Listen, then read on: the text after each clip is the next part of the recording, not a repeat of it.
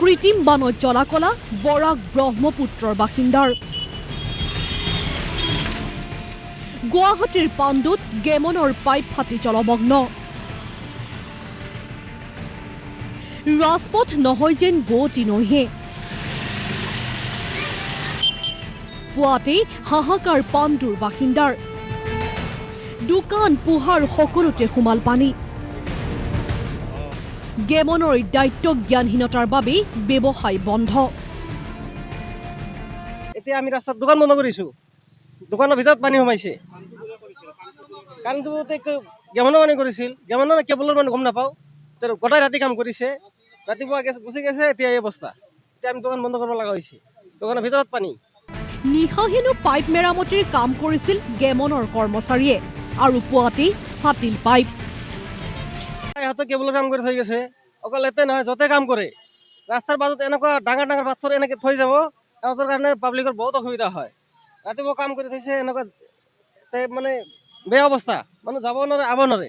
এতিয়া চাই লওক আপুনি, এটা তিনিআলি হয়, ইয়াতে অলপ গুৰুত্ব দি কাম কৰিব লাগে। ইয়াতে কাম কৰি গৈছে, কেনেকৈ বা কৰি গৈছে নাজানো, যোৱাৰ পিছত পাইপটো ফাটি পানী ওলাই আছে। গেমনে পথত কাম কৰিলেই সৃষ্টি হয় আহুকালৰ। পথত পেলাই থৈ যায় প্ৰকাণ্ড শিল। আহিব লাগিছিল, কিন্তু এতিয়া আহি পোৱা নাই মানুহ।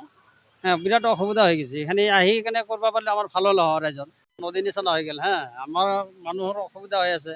কোনোবাই এজনে আহি স্কুটি লৈ কেনে পঢ়িও গ'ল। হাইলাকান্দিৰ কাটলিচেৰা প্ৰাথমিক স্বাস্থ্য কেন্দ্ৰ জলমগ্ন।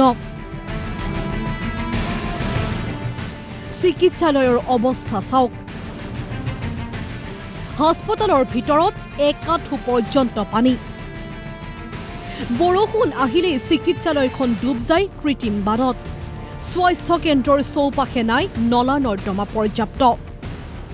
প্লাস আজকে পেশেন্টদেরকে মেডিসিন দেওয়াও মানে খুব কঠিন হচ্ছে, কারণ সবগুলি রুমের ভিতরে জল, আর টেস্ট করা বা আমাদের লেবার রুম যেটা আছে ডেলিভারি রুম, ওই রুমটা জল ঢুকে গেছে।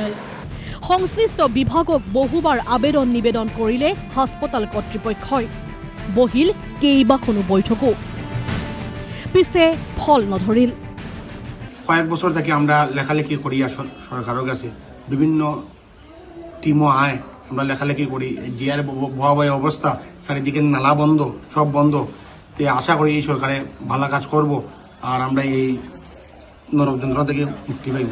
হাস্পতালত পানী সোমালেই আহে মহজুক।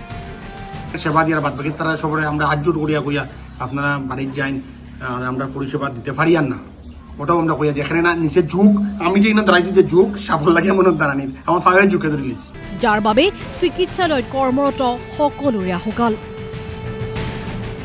মালিগাঁৱৰ পৰা ছাইদুল ইছলাম আৰু হাইলাকান্দিৰ পৰা কুণাল সেন, DY365।